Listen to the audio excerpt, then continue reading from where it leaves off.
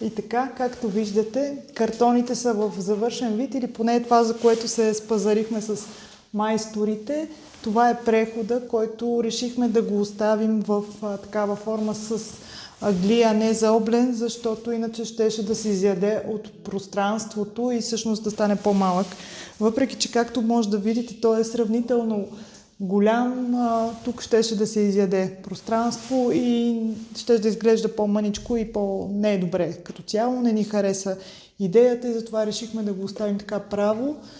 Някога след време може да опитаме и да го заоблим.